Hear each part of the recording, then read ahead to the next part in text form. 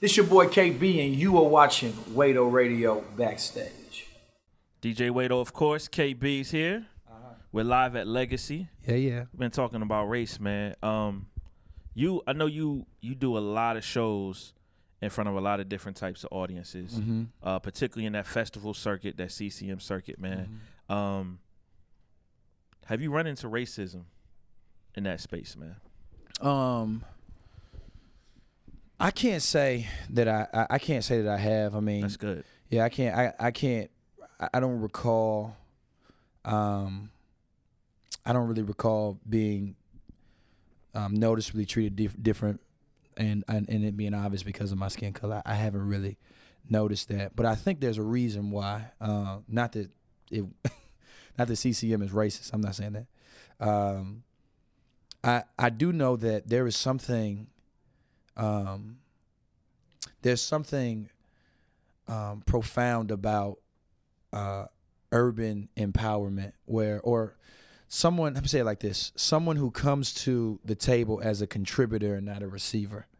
So when... What do you mean by that? What I mean by that is the narrative for a lot of, we'll just say majority culture. Propaganda doesn't like me when I say that. Me and propaganda go back. We argue a lot, which is great. I love it. It's so fun. So what's he prefer? He would prefer me just say he would prefer me not use majority culture because it doesn't really speak to the dominance. Like he would rather me say dominant culture, which would be white culture, which I can see where he's coming from, but I just don't have a problem saying majority culture. I think it's good for us to understand race. We're going deeper than we need to go. But there's different ways of understanding race than the traditional ways. Sure. Especially when you think about how the ancients understood race. But that's neither here nor there. But this important for African Americans, just say minority Americans, to come to the table as contributors to society and not merely as receivers. So the narrative of majority culture is that minorities are sort of the folks that we give our tax dollars to. Yeah, get some welfare. Yeah, get them. Yeah, you know what I'm saying. And not ones who actually come to the table with skin in the game. No, we own stuff. You know, we have business. We have these urban entrepreneurship centers that bring value to the society that without the society will go down. Sure. So I love what my relationship with CCM because I have deep relationships with people who are in that world and get to go and do some of the tours and shows and festivals and stuff like that. And I want to be a representation of where our culture needs to go. We need to have interracial cultural exchanges. There's a great book out there called How Europe Underdeveloped Africa. And in the book, it talks about how cultures are advanced through exchanging with other cultures.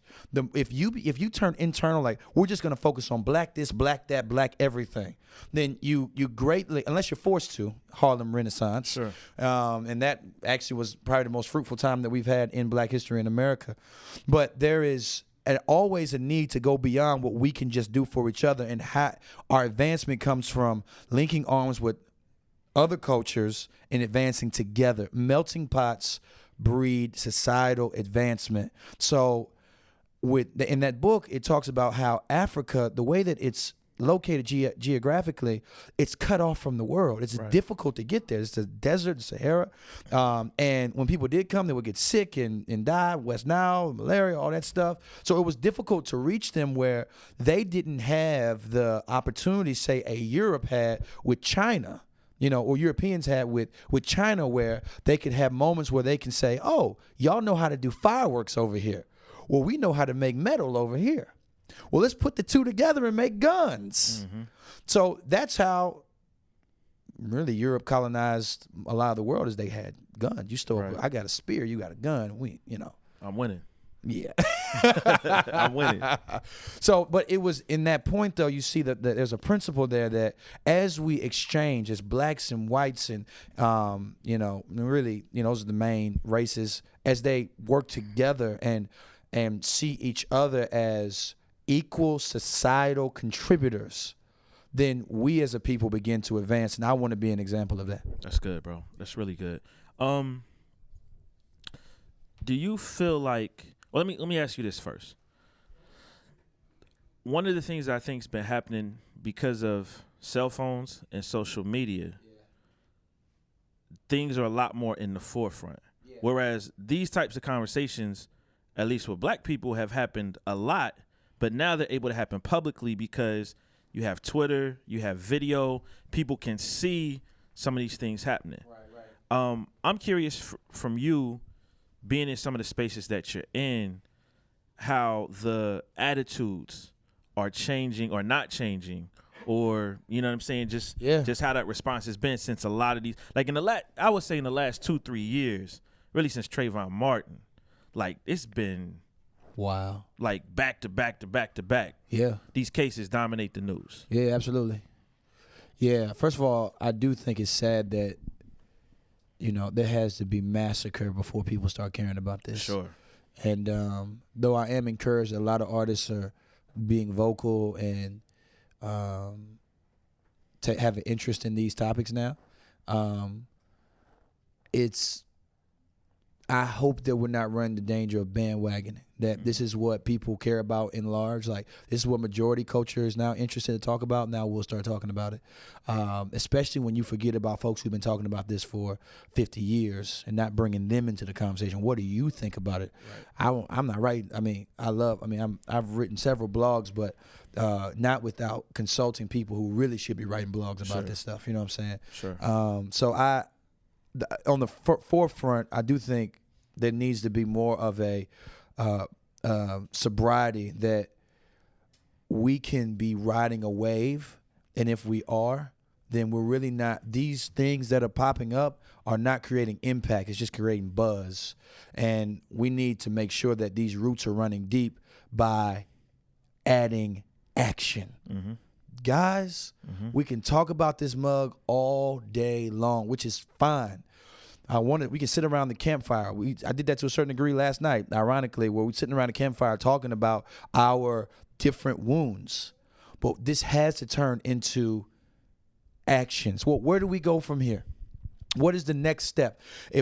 We understand that the experience for the African American in today's society is still diametrically, in a lot of ways, diametrically opposite to how white people experience life. Well, here's part of it then. Because I think what a lot of people will point to is the police culture that kind of perpetuates this. Yeah. So it becomes, how do you change that culture? Right. Like, maybe you got to change the leaders. You try to add body cameras. But part of it is this stuff is getting caught on camera and nobody's getting arrested. Right. You know what I mean? Yeah, I think that there's a couple of things. One, I saw some folks talking about how, Sandra was, very, she was kind of aggressive and she was, kind of belligerent to a certain degree and kind of, provoking the officer, I saw an officer arguing, as a retired officer, arguing pretty strongly about how wrong she was for that. And I'm like, well, yeah, she could have been more polite. She could have been a little more, level-headed, maybe. But that's not the problem, though. Like, so she gets arrested for failure to change lanes. Right. Which really she was getting out of the way from the officer. Yeah. And for being belligerent. Well, this is what I'm saying. The problem is that's not the problem. Her attitude isn't the problem. Yeah. Number one, you are a professional police officer. Right. So you ought to know how to handle yourself. Even if you're not used to seeing the worst. I have police officer friends who are used to seeing the worst that humanity has to offer. Yeah. If you can't handle that, get out the kitchen. Yeah. It's not for you. You can't be running around making everybody pay for the fact that you're not getting counseling. Right. So you're a professional. The issue is, though, look at how that's set up, though. Why is it that when I pull up to a police officer that I'm not talking to a public protector? I'm talking to somebody who I have to make sure I'm watching what I'm saying, or I could die. Guys, I broke down in tears many times, man. I was talking to my wife the other day, and I just broke and saying, I'm tired. I want to stand up for myself, but I don't want to go to jail. I want to say, you can't do that. Last week, the officer said, can I search your car? How dare you even ask me When you got pulled over? Yes. Yes, I'm explaining to you who I am. You see my God. There's nothing on my record. That's crazy. Can I search your car? That's demeaning. I have every right to be up. No, I'm upset about that. Yeah. But I have to control that anger, because if I don't, I could be in jail. No going to the show. No doing whatever it may be. Sure. I know the laws. Yeah. I know the arguments. I know how to put a police officer in their place. But I don't have the liberty to do that. Because if I do, there's something deeper happening here besides fighting for the law. It's a power struggle. Yeah. And that's what I feel like Sandra represents at the end of the day. There's a power struggle here of you will not approach me that way. Now, just to address the question, and let me just say, just for the naysayers, because I know the first thing they're going to say, all cops aren't that way. Then I have some good police officer friends that, matter of fact, Chip Flores down in, when I ever get in any situation, I just call him. I'll say, officer, just give me a minute. I'm just going to call my officer friend, let you talk to him. So much love and respect. And even we did at Reach Records, we did Man Up. We're trying to help people learn to respect authority as opposed to bucking up against it. Yeah. However, that does not get rid of the fact that the society is set up in a way where we're in a place, like I said earlier, we're having to argue our innocence. We're guilty until proven innocent, as opposed to the other way around. And that is something that has to be changed. How do we affect it? There's many things need to be done. We want to see more officers that from the community actually stepping in. And on our side, we've made police officers pigs. We've made police officers the ones who you want to stay away from. Snitches, it's snitching culture, where Rick Ross was condemned because he was a parole officer. He's ashamed of that. Why are you ashamed of that, sir? A parole officer is a powerful place. You can have a powerful place in the community and helping young men get off the streets and into society. Right. You should be happy about that. Right. But no, that's a shameful thing, because that's the police. We don't talk to the police. So I understand that there is a rearranging of how we think about police officers in the hood as well. But it has to happen on both sides, because we have every right to be afraid of them. I am afraid of the police. That's probably going to be the quote of this thing. I know how to handle myself, but I don't feel safe. I don't. How could I've seen nothing. I haven't got a lot to make me feel that way. So, I've had some great exchanges, but I've also had some bad exchanges. I've been pulled over for no reason. Guns, the police officers cursing me out. Turn the car off. I am a missionary, guys. I'm on my way to get my passport to go to Brazil to plant churches. Why am I going through this? It's because by merit of who I am, and it'd be some may argue that no, it's something else. But you have to at least say that I have good reason to believe that it is because of my skin. So there's issues on both sides. But aside from that, things can be done with reform. We got to talk about seriously reforming the way police deal with citizens, especially African Americans. But I think at the heart of all this, we really got to start talking about urban entrepreneurship and empowerment. Because there's something moving about an African American who steps to the table as a societal contributor, where from his business or his skill set or whatever it may be, he is sort of it sort of demands the respect, because you guys don't control my financial situation. I step to the table as one bringing weight, and if you don't like it, I can take the weight somewhere else. That speaks to the dignity of African Americans in this nation, where they have been empowered to a way where their financial situation is stable, their entrepreneurship situation is growing, their aspirations are in reach. That begins to bring us up, where, if we stay in a place where we're constantly underneath, we begin to sort of live out the consequences. You remember that situation that happened in Texas, McKinney, with the pool party? Yeah. And the officer did the backflip and all of that on it. Don't worry about it. They did the backflip on the screen. That boy came rolling in. Right. Here's the thing. That officer got fired because the black people that lived in that community, middle class, business owners, some of them worked in corporate America, pastors, stepped up, and as soon as that happened, went to the chief of police, the mayor. This is how this needs to be handled. This is how this situation needs to occur. That's it, man. So what you're saying?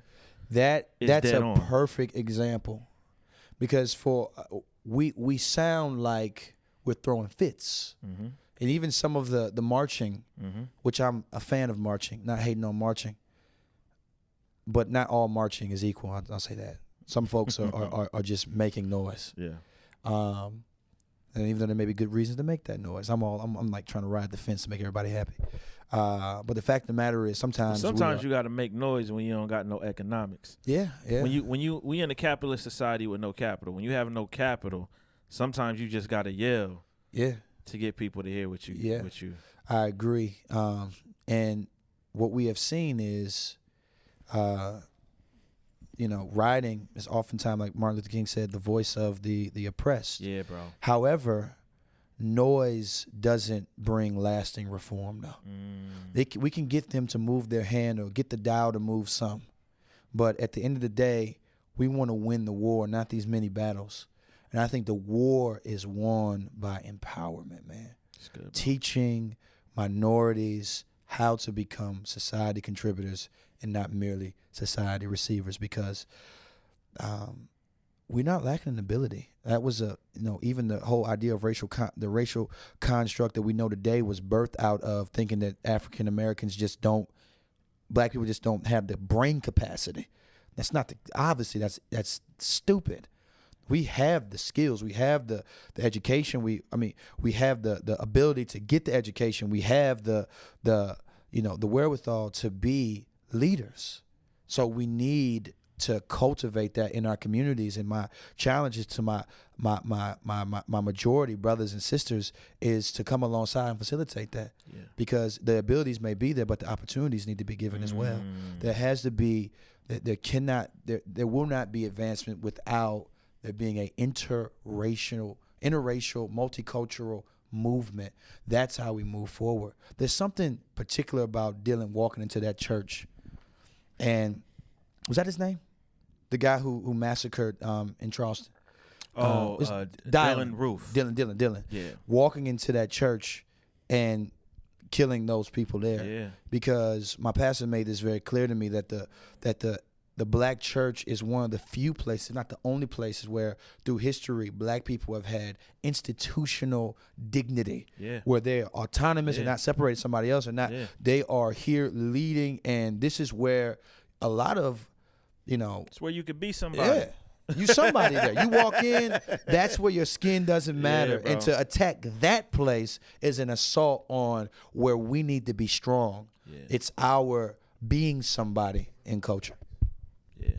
That's good, bro. KB, man. This was amazing. I get emotional over this stuff, man. Like, hey, bro. Me and you both, dog. Yeah, this is my heart, so. It's amazing, man. Appreciate you, dude. Yeah.